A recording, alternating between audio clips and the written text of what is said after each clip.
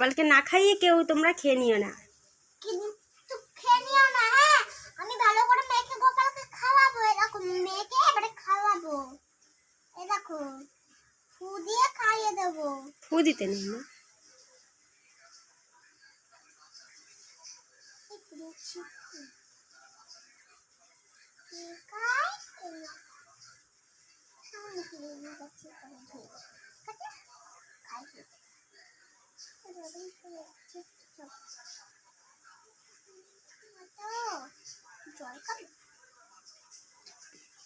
দুই হাত ধরো, ডান হাত দিয়েও ধরতে হয়। হ্যাঁ।